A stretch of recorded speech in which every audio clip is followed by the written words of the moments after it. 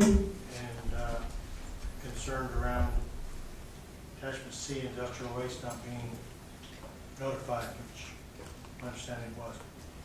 Comment on Yes, that. if I could first, based on questions and comments by Ms. Kellum, go back to those to address.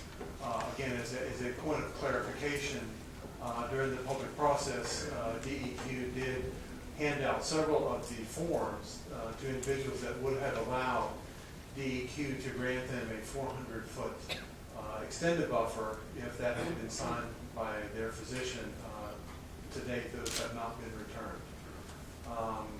In addition, the process for DEQ to extend a buffer up to 400 feet, or if they want to utilize the VDH process to extend buffers over 400 feet, that can happen at any point in time during the life of the 10-year permit. More often than not, those requests come up at the time of issuance, reissuance, or permit modification because of the public process and learning of it. But that can happen at any point in time. It, again, more often than not happens at this occasion during a permit issuance, but it is at any point in time.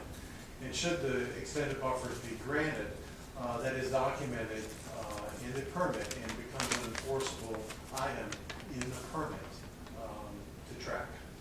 So I wanted to make that clarification. Okay. With regard to several questions, one, the DEQ maintains an approved source list for any contractor, any permittee. And with regard to Synagro's approved source list, there are some industrial sources listed on there. And the process now is if Synagro wanted to land apply industrial residuals, in this case in Spotsylvania County, they would have had to apply for a different permit than what they applied for now to include industrial waste. This permit does not include land application of industrial residuals, though the approved source list does have those. I believe that Synagro does have an industrial residuals based VPA permit out of the Piedmont region. And so industrial residuals would be applied to counties that have that permit, but not Spotsylvania. Okay, thank you. Mr. Allen had 3 or 4 questions. He did, and certainly I would like to address those. At least looking at the document that he had provided, he was questioning the 3 different types of application that can be conducted. He had listed ejection, surface tilled, or surface untilled. And in terms of ejection, that has not been conducted in Virginia for many years. It is in many cases dependent upon soil conditions. It is much more expensive to do than traditional surface application, and to my knowledge, Synagro hasn't done any injection in Spotsylvania County or has no plans to. With regard to surface tillage or untilled, that is dependent upon the farm. If you have a hay and pasture field, which is eligible for a land application, you're not going to be doing any tillage. It is a surface application only. If you have traditional row crops, then you are going to be tilled. And so within the 10-year cycle of a permit, the nutrient management plan is going to address the expected crop for each and every individual field within that permit. And so a farmer can change. We've seen farmers go from hay and pasture to traditional row cropping or vice versa, and so it can change. But that is spelled out in the nutrient management plan. Now, with regard to his question about the 9 pollutants cannot exceed the 503 rule, he is correct. There certainly is information in the permit with regard to that, and the 503 constituents that he was referring to are monitored by the facilities that generate the biosolids, and the monitoring frequency is based on the volume of production.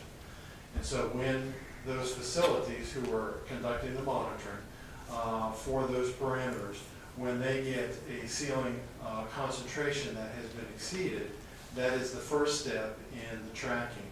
And I'm being told that to date in Virginia, we don't have any biosolids that have become part of the CPLR tracking, because the generators of the biosolids based on the treatment levels, and a key part of that is a pre-treatment program that in locality would have for their collection system, are able to limit the concentrations of those constituents. Okay, thank you. What about the comment around USDA has issued a ban on biosolids? For organic farming, I believe that was a comment that USDA, in other words, to obtain an organic certification for farming, USDA has banned that. I have heard of that. I don't have any experience or knowledge of that. If you do. Again, I'm Neil Zaraki, manager of Spotsylvania application programs. The USDA program for certifying organic production does exclude biosolids as a source of fertilizer that can be used on a farm that's certified as organic. And as you know, that doesn't mean that it's not a safe fertilizer. It just means that it doesn't meet their criteria for what would be considered organic. And none of the farms that are in this application are organic, right? That is correct. Any questions from the board?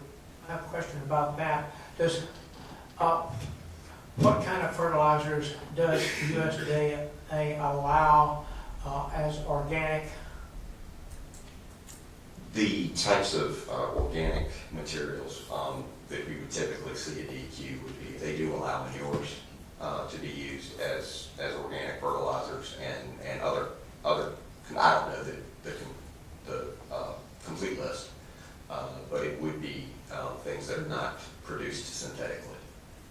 Okay, so manure is allowed. Is there Yes. any prior treatment before it's applied to the land? I'm not familiar with the manure treatment requirements Thank for you. organic. Any other questions? Go ahead. Concerning the application of biosolids next door to organically considered property, is there a problem with that, with the buffers and everything? No, ma'am. The setbacks are designed to keep the pollutants on the land application site. We've seen a number of aerial photos of sites that receive biosolids, and you can clearly see the setback areas that are less dark green, where we're talking about permanent vegetation.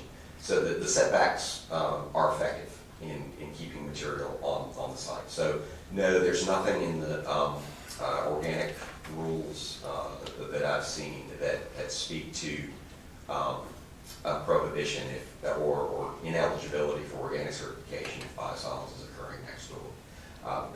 Those setbacks do also apply to another one of the questions that the gentleman had about compliance with protection of Lake Anna or compliance with Chesapeake Bay TMDLs or local TMDLs. And because this permit is designed to control non-point source pollution, it doesn't allow point source discharges.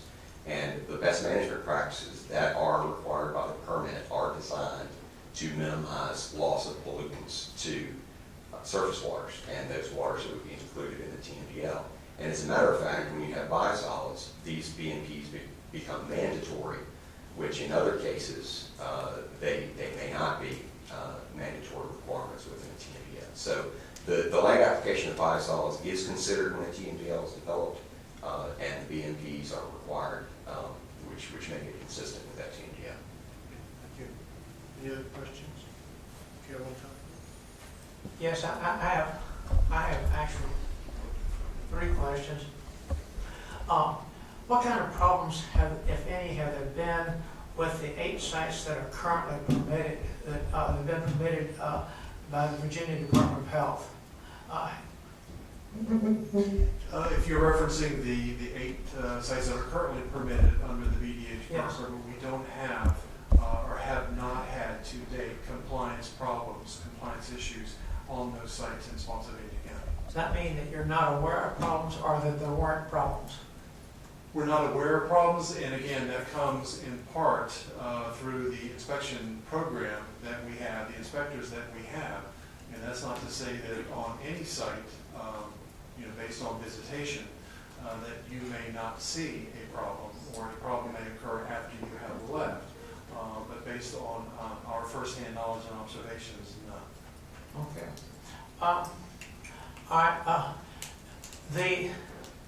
As I understand, this kind of permit requires that the applicator notify DEQ just before he's going to apply, so that DEQ can have someone at the site as they apply. Is that correct? That is correct. And the other part of that is counties can choose, if they would like, to enact local ordinances and hire a local monitor. And we have them in certain counties within our region. All counties don't embrace that concept. And Spotsylvania has not gone that route and put a local monitor in place, which would supplement the DEQ inspection program. Okay, and what percentage of the applications, are you able to actually get a monitor out there and watch them apply? In terms of in the northern region, historically, our inspection rate has been about 75%. 75. Okay, so about 3/4 of the time you get somebody out there to Yes. watch them apply. Yes. All right. Okay, finally, is there any evidence, or are there any studies that show that the treatment of biosolids before application, that there is a pre-treatment required? Is there any indication, or are there any studies that indicate that this destroys prions? Prions are a good example of the emerging contaminants, things that the EPA is considering. So a prion is an amino acid that contains all the same material as a normal amino acid. However, the protein has been folded differently. So it's not like a bacteria or a virus that can replicate on its own, but when it is inside tissues of an infected organism, it can affect other tissues. So prions are something that have not been detected in biosolids, as the EPA detection methods for those materials haven't been perfected.